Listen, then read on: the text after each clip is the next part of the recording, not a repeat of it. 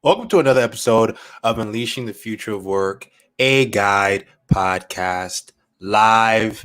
Today I'm joined by a super special guest, a good friend of mine, two good friends of mine. And the first one, this guy's a rock star. You've definitely heard of him before. In fact, he just dropped an amazing book called Screw Being Shy.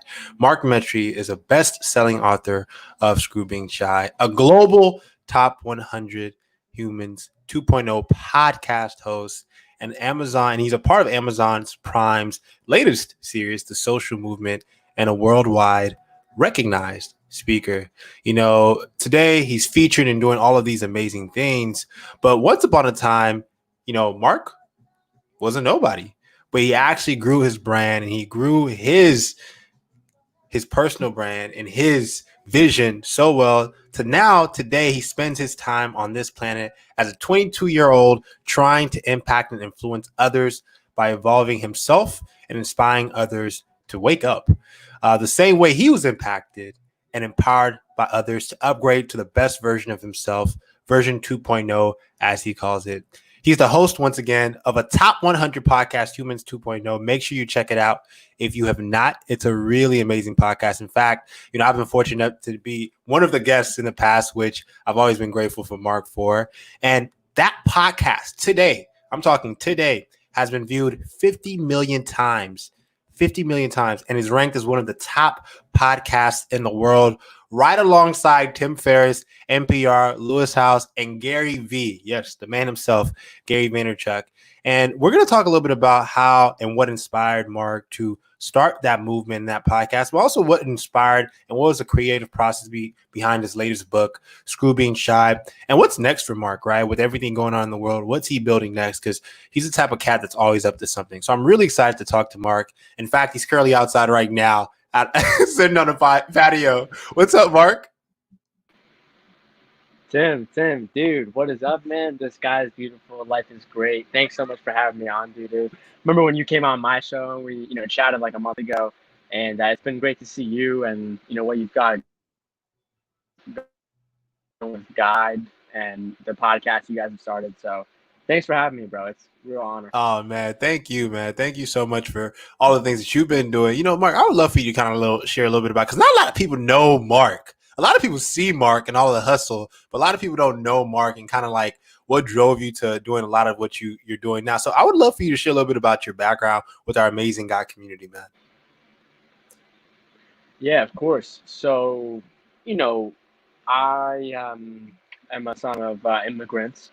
My parents came from Egypt to America on the East Coast, grew up in Massachusetts, Boston, and, had a really interesting time. And for me growing up, I experienced a lot of social anxiety. And it wasn't just when I was a kid, but it was also, I remember being in high school and not really having any friends, not really being able to speak up for myself, not even knowing what I was even going to do in life. And so I really spent that time as a kid on the internet. And that's really where I began to learn marketing, a lot of the stuff. I remember having a YouTube channel back in like 2009. And it was just like all, like when I look back at it now, it's just all these different ways that I kind of coped with, my anxiety, like my mental health and things like that. And by the time I got to college when I was 18, that's where I really began to change my life around. And at first, I changed my life in the opposite direction, and I, you know, became depressed for the first time. At one point in my life, I was obese, really abusing a lot of things, being really unhealthy. And yeah, when I was about 18, I was just like, man, I literally cannot live my life like this. And I know if I do, I'm literally going to be a statistic. And I didn't want to be like that. And so, through a series of nights and weeks and months and years, I've been trying to totally renew my mindset, my mental health, my vision, my Mm, community, the people around me. And now, I do a lot of different things, but for me, my real main passion is, mental health, right? Like we yeah. just here in America, we just passed by July 4th, Independence Day. And, there's a lot of people out there who don't really have independence. And of course, I think that's a major issue. But personally, for me, I look at what is real independence, and to me, that starts in someone's mind. That's the biggest thing. And I grew up and I wasn't free in my own mind. And I see people around me that are like that. And so whether it's through my book, my podcast, anything I do, it's all about trying to push that down and trying to change the world through the lens of like mental health, because it's really only once you start there, then I think we can make our society a lot better. And people can just live without like constantly like being at war with themselves inside of their mind, and yet it's invisible. And so yeah, man, that's my main thing. Yeah, no, Mark, and I love that too. Because similar to you, I'm really passionate about mental health. And you and I connect on Instagram, so I share a lot of kind of content on Instagram around emotional health, mental Love health. it. Yeah, and I think people don't realize how much of a struggle it is, right? Even as a leader, or even especially in the current day and age, right? COVID-19 has probably caused a spike in the rise of mental health, emotional distress issues that are going on in America. And I actually think mental health is probably one of the biggest problem areas that entrepreneurs can start building solutions for. So I want you to touch a little bit more on Screw Being Shy, right? Because I think you've always had it in your heart to write this book, and it finally came Yeah. out around like the best time in the world. What was the creative process behind it? How long has it been in? Was it kind of in fruition? And I want to show love to the people listening. What's up? If you're listening, please let us know where you're tuning in from as Mark answers the question. Yeah, man, I totally agree on your note on mental health and entrepreneurship. I'm really excited to see what happens, and I'm glad to contribute at least some part of it, or people look up to me as a leader, which is awesome. But um, for me, I really wrote this book, man, because listen, I could have written so many books. I was gonna write a book on podcasting. I was gonna write a book on like marketing and being an introvert. How do you do that? I was gonna write a book on a lot, but honestly, whenever I told my story on stage, whenever I was in LA or any place like last year, I like went to the biggest cities in America and I spoke there. And literally every single time, I Mm, would have at least one person come up to me and they'd be like, hey, Mark, you know, thank you for sharing your story. And this person, when they would walk up to me, they probably wouldn't be making eye contact. They'd probably be a little bit nervous. Their voice would shake a little bit. And they'd ask me, how did you go from someone who spent most of their life mm, with extreme social anxiety, not being able to talk, to being able to like speak your story on stage in front of hundreds of people and do it with confidence? And so that literally happened to me everywhere where I really shared my purpose. I really shared my essence on stage. And so I was like, man, I got to write a book about this, because I've read books about social anxiety. I've read books on, um, emotional intelligence. I've read books on body language, on presentation, on networking skills. But honestly, I had yet to find a book that really kind of like goes into the root cause of like what actually is social anxiety, and how does somebody get to the root of it, and then how does somebody holistically mm. take steps to begin to heal from that, not just through my anecdotal story, but actually supporting it by scientific evidence and mentioning studies done by people who are much smarter than me. And so I really just wanted to write this book to give people understanding of like, what is social anxiety? It's totally different from being an introvert. This is how you actually deal with it. This is why it happens. Mm. These are some things that can help you. And then like the most practical things on, how to heal from so many different perspectives. And so for me, I remember like I got the idea for it. It was literally, when I was coming home from LA on a flight, and I was like, I was just kind of like thinking about this. I was thinking about like what I spoke on last night, and the people that came to me, and I was like, dude, like it's enough. And I remember like waking up that day, or rather the night of, and like not being able to sleep because I kept on seeing in my head like screw being shy, screw being shy, screw Mm. being shy. And so it was literally from then. I remember just on this like 5-6 hour flight, just literally jotting down like my ideas for it, and even like writing some of it. But I actually ended up deleting all of that. So No way.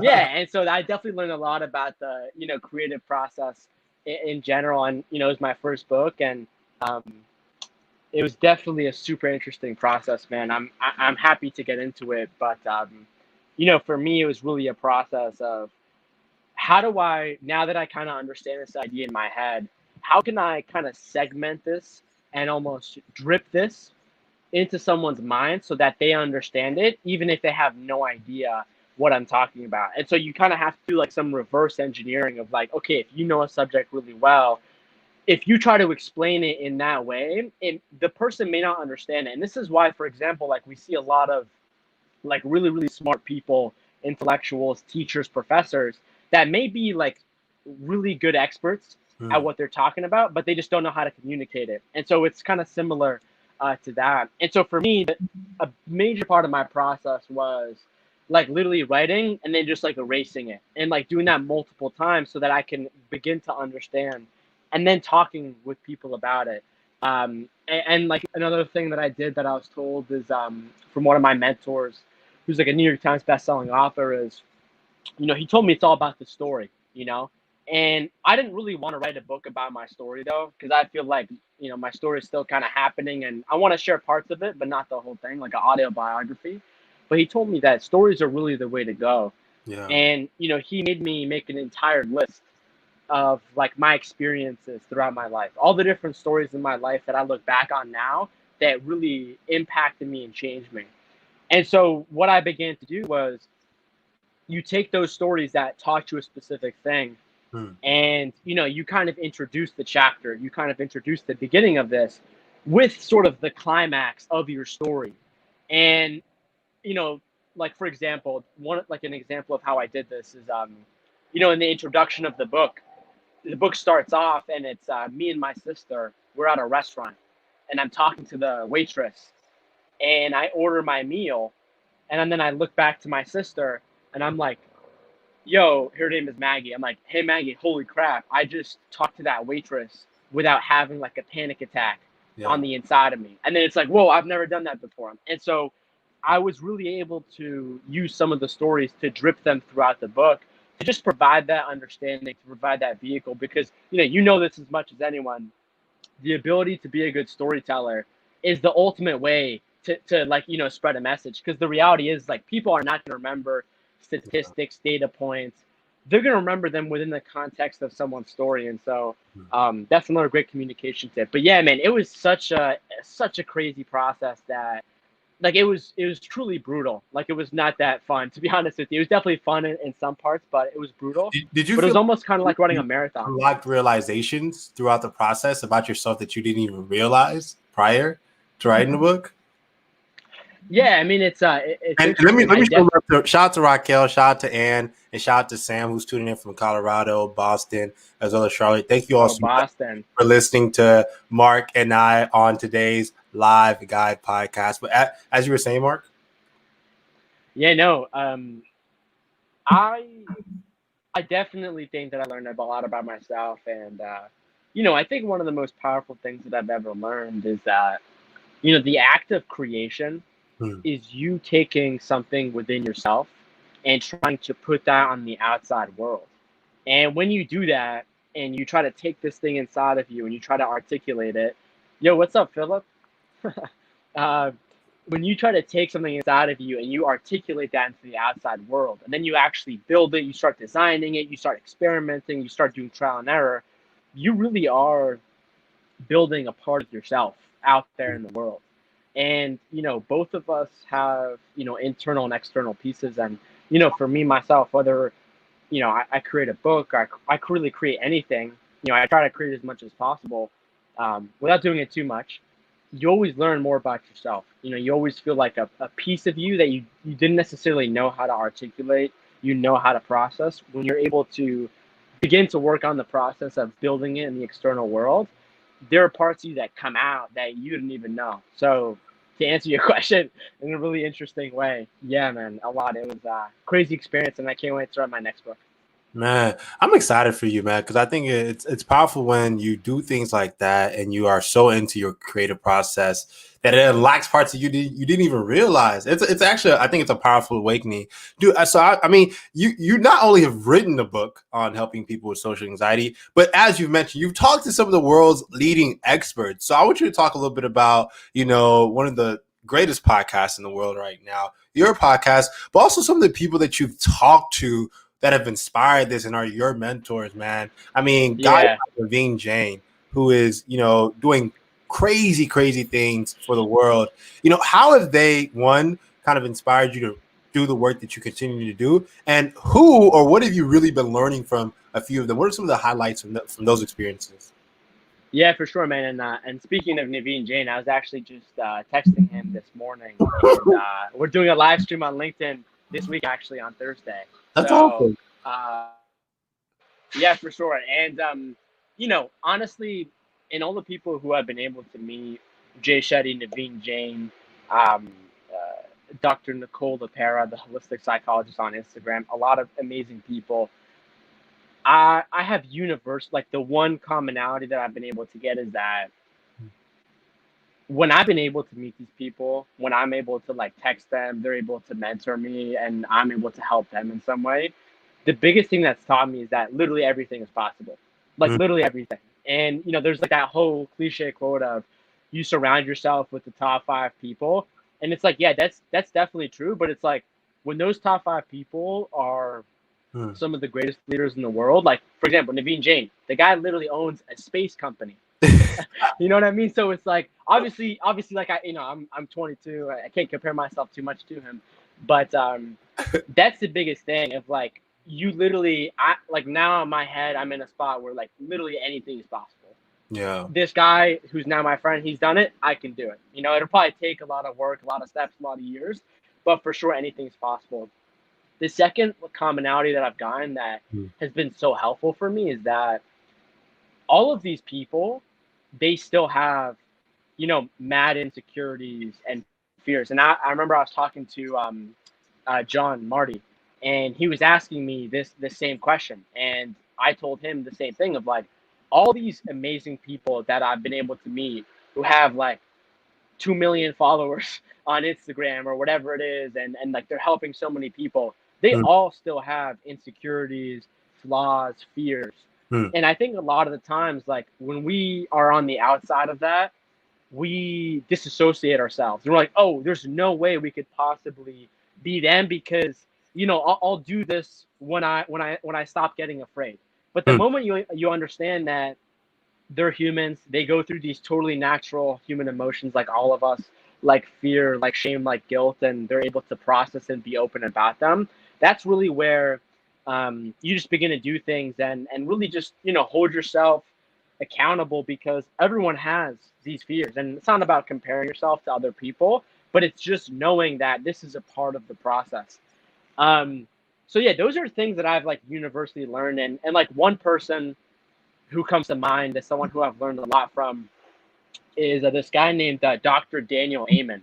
Mm. And this guy, he's literally Justin Bieber's and Miley Cyrus's like mental health doctor. They're in Wow. like documentaries together. And this guy, he's like a double board certified psychiatrist, neuroscientist, multiple time New York Times bestseller, and he has really provided a lot of the science and foundation for a lot of the work that I cite in regards to mental health. And like, just like some things that he's taught me is that, a lot of people talk about like your mindset, for example, right? Yeah. Like people talk about your mind. And of course, your mind is important. However, if you actually take a step further into that, Mm. where is your mind? What is your mindset? Your mindset, your mind is literally in your brain, like you can't have a mind without a brain. And so your brain is the physical organ that houses your mind. Mm. And so what he brings up is like this paradigm of mental health that we're seeing. A lot of it actually has to do with the fact that people have really unhealthy brains due Wow. to them sitting inside all day long, due to them Mm. not being well hydrated, maybe drinking like too much alcohol, not Yeah. eating enough of the healthy foods, not getting sunlight. And when Talking that about happens, hydration. exactly, man. And when you talk about that, it's like it's very hard for you to have a strong and healthy mindset if your brain is inflamed and unhealthy. And one of the things that I've learned from him is that um, you know a commonality in a lot of like mental health problems that a lot of people experience is a deficiency in vitamin D, which Mm. you literally get from the sun, which you don't really connect those two. You know, like sun and your mental health, nah. But like that's one example, and you know, the other thing that he's really been able to teach me too is that you know, mental illness really takes decades and decades um, Mm. for it to really be a pervasive problem, and a lot of it comes from lifestyle choices, and a lot of this is very much like counterintuitive to, I would say, like mainstream advice, but a big part of this is looking at your lifestyle factors, looking at, you know, not all of us have the best genetics, you know, but it is our responsibility to take care of them. And you know, like I cite multiple studies in my book that show, you know, if you are consuming a lot of alcohol, if you're eating a diet primarily filled with junk food, you're not that active. That is the exact roadmap, combined with a lot of people's you know, psychological trauma, maybe toxic emotional Great. environments, for Yep. them to really fall down the rabbit hole and really have poor mental health, and even, you know, 10 years of doing that, really having a mental illness. And so that's a big thing that he's been able to do, is challenge the paradigm of how we shift this and get more into how do we be proactive, how does an individual, how do we begin to manage and begin to heal these things, because a lot of people are suffering from this, especially in developed countries like America, compared to even like developing countries, which is quite a strange kind of like paradigm that is kind of interesting to think about in some ways. Yeah. Shout out to Quentin. Much love to Quentin. He's a brilliant leader. And super active. Really Quiz the man. as well. Quentin is the man. Miss you, Quentin.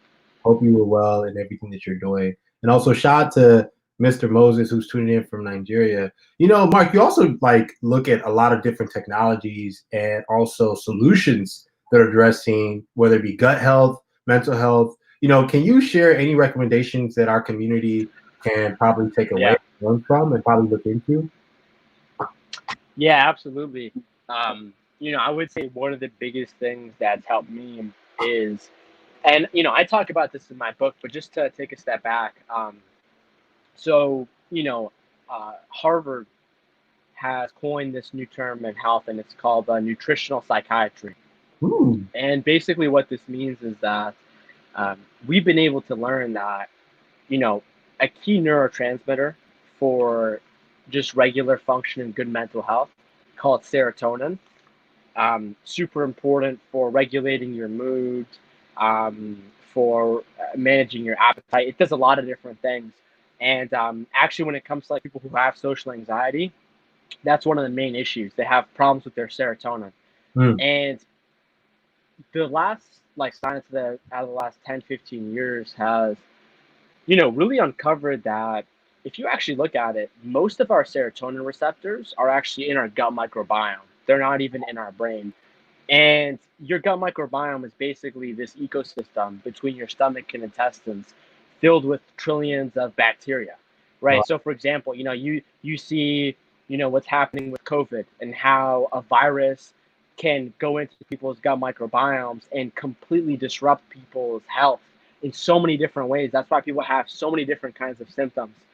But really, that is a key root of mental health. It's taking care of your gut microbiome, because a lot of your neurotransmitters that are responsible for you being in a good mood, for not having anxiety, are literally in your gut, which is when you put food in your mouth, that's where your stomach and all your juices go into there to process.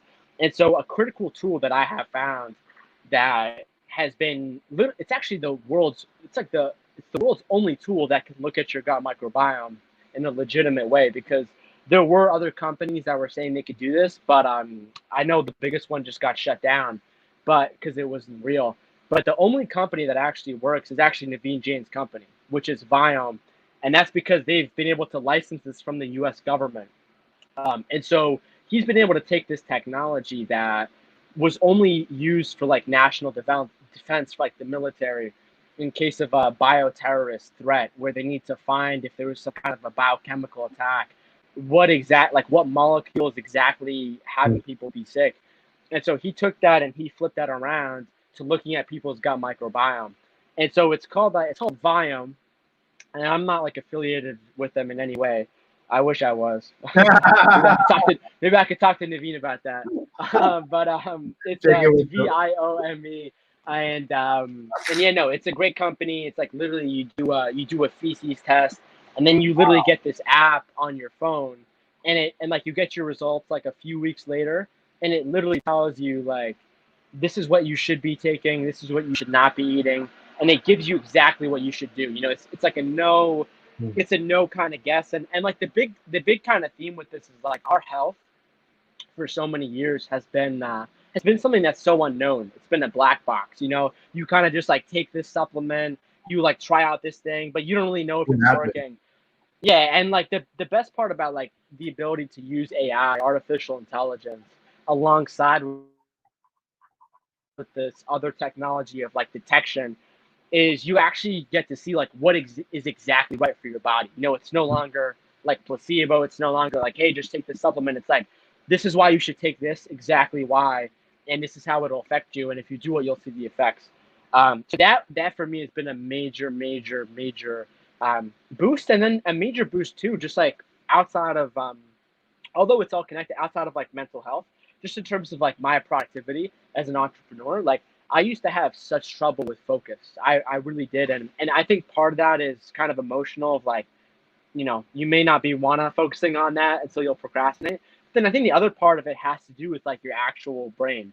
And like for me, like making sure that my brain is well fed with like omega-3 fatty acids, different supplements that I take. I always eat a right diet, make sure I drink water, not too much coffee, not too much alcohol. Hmm. And like my focus now is like a laser. Like Moderation. I'm able to point it, and like that's how I'm able to do so many different things, from my book to do this to LinkedIn to all these different things. And like that's what it really is, man. And that's the message that I'm really trying to bring of like entrepreneurs need to get more dialed in on, yeah, their mental health, but their overall health. Like what's happening to their brain, because that's going to come out in so many different ways, whether it's productivity or whether it's like if people, if your brain is inflamed, it's suffering because you're not taking care of it, and you have seven other things to do right now and you're stressed already, and like maybe your team member comes in your office or like a family member, you could have like an emotional reaction, and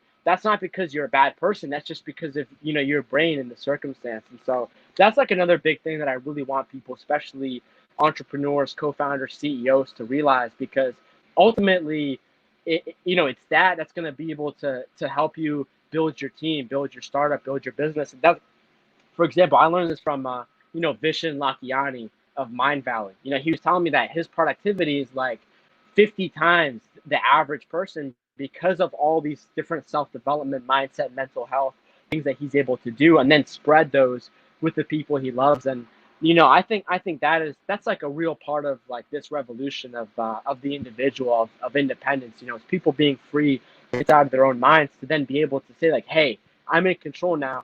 Let me point this towards a social problem. Let me point this towards a business, a startup that I want to solve. And I think ultimately it comes down with the individual's responsibility, because ultimately that's how you're going to influence the people around you and the world. So that's really it, man. It's all like this cycle, and it all has to do with business and technology and mental health and Yeah, everything, it's man. cascade. No, I think what I love about your message too is that it's not a matter of the productivity hacks. It's the self control, the emotional wellness, the mind hacks. Like how are you orienting and calibrating your mind to be your best performing self? And I think we often start with the tools, the technologies, and like the extrinsic things that you can mold. But you're saying, how do you transform yourself from within?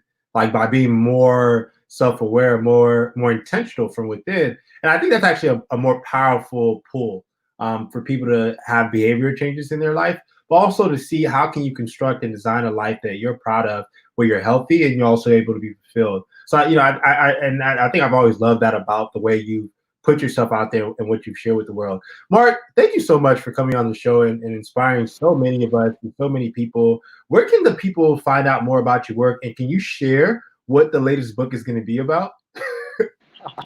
Yeah, so it's definitely a long way to go for sure. I definitely I need to do a lot of more things in life. So probably out like in 3, 4 years. That's what I'm thinking. But really, what it's gonna be about is like it's this entire balance between like how do you do amazing things but not kill yourself in the process. And like I think the best way to like explain this is like Batman, right? Bruce Wayne, Yeah, right? So this guy, the Batman. because exactly because this guy has so much trauma, because this guy has seen his parents literally die, this Mm, billionaire is going to dress up as a bat and beat the crap out of people in the streets in the city. And you also see that it's very dark for him. It conflicts him a lot too. And so that's how I view entrepreneurs. We're all given like this intrinsic, like we all have our own origin story, and that causes a lot of pain. But it's also that same pain that enables us to create amazing things in the world that ends up changing the course of many people's lives and many generations.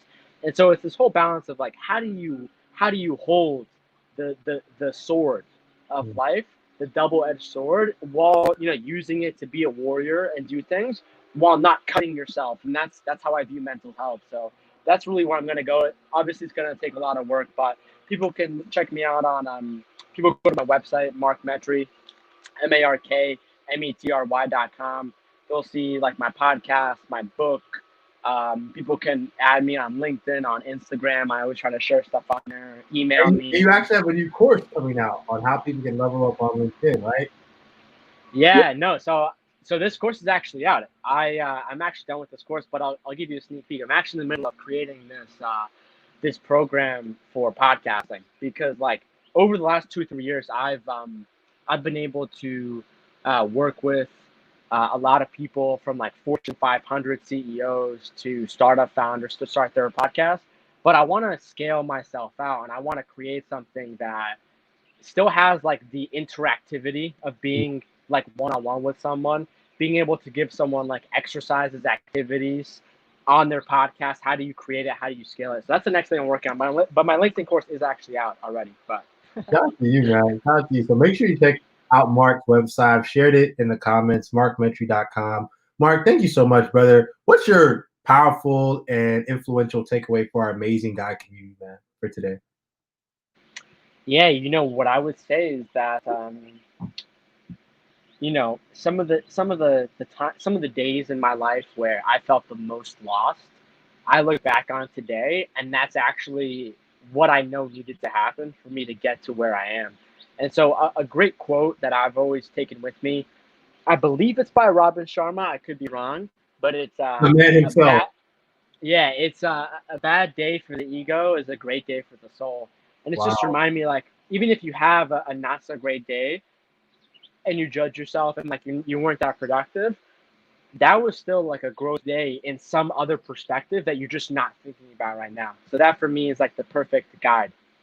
I love that, man. I love that so much, brother. Thank you so much, man. We need to have you on for a future episode. What do you think? Dude, 100,000%. And hopefully maybe one day in person, depending on Actually, what happens in the world. post COVID, right? Yeah, Well, we can all maybe, travel man. again. All Seriously. right, man. Appreciate you, brother. Talk to you soon, man. Take care, everyone. Thank you. Thanks for having me. Sweet. Wasn't he awesome? Shout out to Mark. Our next guest is just as awesome. Madeline Mann is an influencer, a content creator, a talent development guru, and a career strategist, life strategist. I mean, she's everything in the book. And she's going to be actually joining us in a few minutes. But before we have her on, we're going to take a little bit of a break. So if you want to get a drink, if you want to go talk to your family, if you want to just chill for a little bit, we'll be right back and get back on with the show. All right, y'all. See you soon.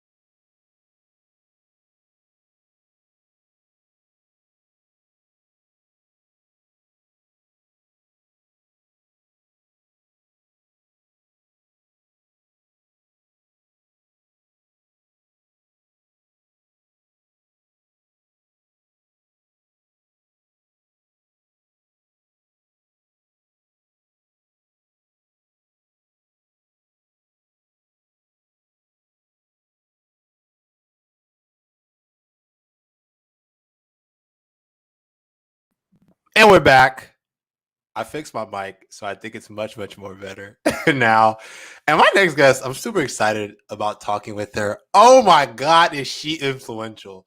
I am going to be speaking with Miss Tangerine Tips herself, the creator of Self-Made Millennial, Madeline Mann, who has a content channel that spans TikTok, LinkedIn, and YouTube that provides rapid fire, battle tested career and job search advice, and it has reached thousands and thousands of people with powerful testimonials as well as subscribers. She has over 300,000 people following her on TikTok. I think hundreds of thousands following her on LinkedIn. And her YouTube channel is like, I don't even know what the count is, but it's just influential. And she's created so much content for the last few years that I absorb it all myself.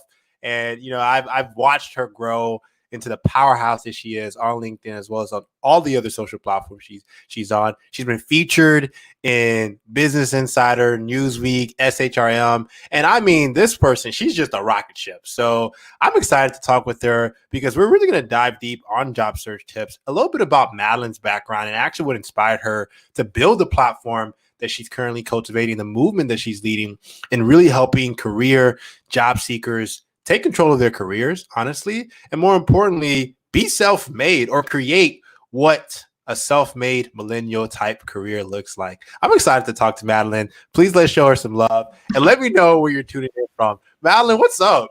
Hello, Tim. So great to be here. Madeline, it's such an honor to have you on the show. Where are you tuning in from? I'm in Los Angeles. You're in LA. Mm-hmm. Wow. How are you hanging in there given everything going on in the world?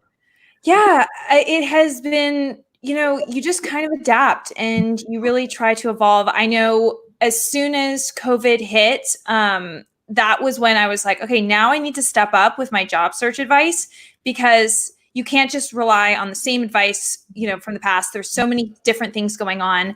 And so it has been a bit of a challenge that I've personally, found as a bit of a calling.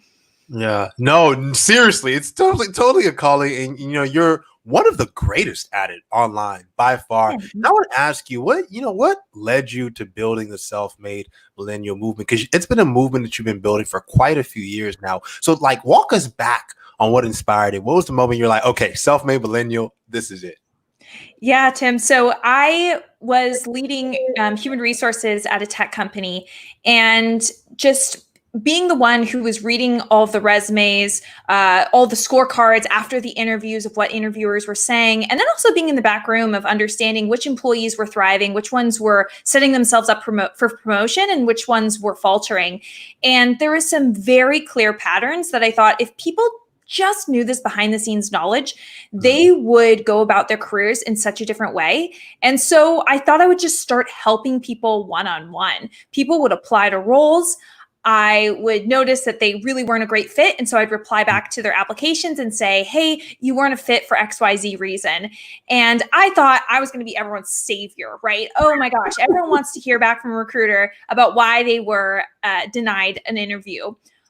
But Tim, that was not the case. They really did not like this unprompted feedback. I got a lot of kind of, terse emails back or just kind of completely disregarding that information and just not really appreciating it. Some people were totally happy to have that information, but they ended up wanting to reapply and hop on the phone and discuss it more, and it got out of hand. So I thought, how can I help lots of people who want the help at the same time? And I went into my bedroom, wrote about 12 episodes all at once of Self-Made Millennial. And I thought, okay, well, that was easy. So I'm going to create this content. Wow. And it just flew out of you. And I mean, how many videos have you created on YouTube, just on YouTube alone? Because you hundreds. And I don't think people realize how hard it is to do what you do. In terms of creating content, I can because I create a lot of content, but you create so much good content too. So I want you to talk about before, because I think it kind of speaks to, right, in a post COVID-19 world, it's how do you stand out as talent, as someone that's looking for opportunities or looking to put themselves out there. You have to be able to be visible, but also be consistently visible. So like, what has been your process in being able to, one, build a brand around the self-made millennial, and how do you think it can apply to those who are really seeking opportunities now? Yes. So I have found it's not a matter of having the largest audience. I know when I was first starting out building content that I would go to networking events. I would get almost no interaction on my LinkedIn posts. Can you Yeah. still hear me okay? Yeah, perfect. Okay, great. I would get almost no interaction on my LinkedIn posts, but I would go to all these networking events and people go, wow, Madeline, like you're really active on LinkedIn. Like, wow, good for you.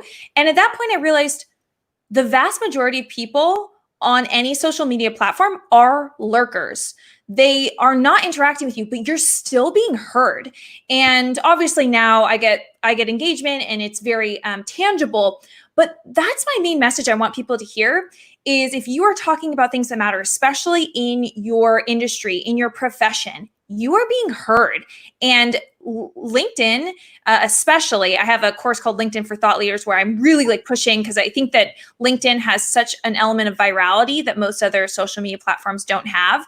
And so LinkedIn is actually largely untapped when it comes to content creation. So if you're looking for your next opportunity, if you're looking for your next client, being active on LinkedIn is such an amazing way to be heard, even if you're not getting that immediate engagement, which, you know, that can come with other strategies. Yeah. And for people who, you know, do you think it's a matter of the introverted? Because, you know, I talked to a lot of people who said, I'm a little bit introverted. I don't think I have an opportunity to speak on LinkedIn because I'm a little timid and I don't really know what to say. Is it a matter of introverted versus extroverted? Or do you think it's just a matter of feeling confident and understanding that you do still have a space on platforms like LinkedIn to share content, to make yourself visible? What are your thoughts? So some of my most successful students in my program, LinkedIn for Thought Leaders, are the biggest introverts. And I think because LinkedIn, you can have this massive personality while not having to jump on a stage or do something really scary like that. I think posting on LinkedIn is still scary, but I think that there's a lot of opportunities there. I think one of the major things I hear along the lines of what you're saying is, what do I say? Everything that needs to be said has already been said or been said better. Yeah. And what I have to say to that is you have a personal experience, you have a personal journey, and even just you being one step ahead of someone else is valuable. Such as, let's say that you are designing your own website for your company that you just started. You are now one step ahead of someone who started a company but hasn't designed their website yet. So just like describing your experience of looking up different providers and developers, there's so much value in your own experience and relating to those people who are in similar situations as you or in similar industries. Mm-hmm. So let me. So do you think, you know, when you think about the future of work and where the workplace is going, and the fact that people do have this platform and they could talk even about the micro stuff, how important do you think talent branding is going to be, as well as personal branding, like really people taking control of that opportunity in the future of work? Yes. So I would say that personal brand is going to be your recession-proof strategy. When you look at you go into the toothpaste aisle, there's so many different brands, there's so many different options, yet you find yourself reaching for the same few that you're familiar with. And that's because familiarity breeds fondness. If you approach someone, like I feel like Tim, like I had seen you so many times before the first time we talked that I felt like I already knew you. I felt like I already loved you. Like I just already, like you didn't even need to, you needed no introduction. And that is so incredible. Like that is what a personal brand is that you already have that credibility. And now you never had to cold email me or anything like we know each other, you know? So it's like, what is superpower, right? Yeah. And so when you're trying to stand out among hundreds and hundreds of people, sometimes thousands in some case, when you have that personal brand, it instantly it's like, oh, I have a familiarity with that person. I'm going to go with that person over this person who's a complete unknown. And it doesn't have to be a major thing like us really focusing on this a large amount of content creation, but really just making yourself a bit more familiar. And that makes every person who you're connected to on LinkedIn not a cold message, because they'll say, oh yeah, I've seen you around. Yeah. How's it going? And really showing up. And I love that you mentioned that it's what's going to make you recession proof. Right. And I think we're moving towards a world now where I often tell people, like, I see this mix between the people who are creators, like people like you who are part of this kind of creator economy, but also, I mean, you have a full-time job as well, which, and you also, you mix that with your full-time job. Like, that's the future of work, right? Because you understand that it's a matter of both and balancing both. Yeah. And you're able to be confident enough to do both. It's not either or. It's like, how are you constructing both to live the life and career you want? What are some books? Because I'm sure you're an avid reader on career and job search tips. What are some books or like practical resources that people can, seek to really get into this mind frame, Madeline? Yes. So for me, you're absolutely right. I absolutely love my full-time job. I found my true passion in life is working in human resources and especially employee training. And when I actually think it's in the background, when I read 4-Hour Workweek, that changed the game for me, because what I realized is like, it's not about working especially when you have like a side hustle and you want to balance it. It's not about working every day in that business. It's about finding ways of like, what's your special sauce? Like, what is the highest impact thing you can do, and then outsource the rest of it. I now have a small team of people who help me out with various things, and they are better at those things than I am. And those are also things that are not the best use of my time. And so really getting over the idea of, oh, now I'm spending money. It's like, you're spending a lot more money if you're spending your time and your mental health on these things when you could very well outsource. And so that to me has been a game changer of really balancing this life, because it just makes it so I'm able to have the best of both worlds. Powerful. Check out the 4-Hour Workweek if you haven't. And I want to show right behind Madeline, this is Van. And I want to show love to Sam, who says he just downloaded the follow-up email templates that you shared last night. So he really appreciates you for that. And Tony totally agrees with you. Tony's an Oakland town man. Shout out to Tony for showing love. Madeline, when is the book coming out? Because you definitely need to write a self-made millennial book. I know, right? I went the course route, but I definitely, a book should happen. Shout out to all the publishers out there. Call me. Madeline's coming for you, you publishers. Call her. No, seriously, we need a self-made millennial book, because I think it'll be transformative, especially given times like this. Madeline, we appreciate you so much for tuning in and coming on. What will be your powerful takeaway for our guide community? So I would say, I think that right now, so many people are frozen. They're frozen. They think, should I wait around until my profession is going to pick up again? Should I wait until companies stop having a hiring freeze? There's just all these questions about when should I start? And my answer is yesterday, last week. Like, start now, really start building these skills, start building these relationships more than anything. If you ever feel stuck, start reaching out to people and just building relationships proactively.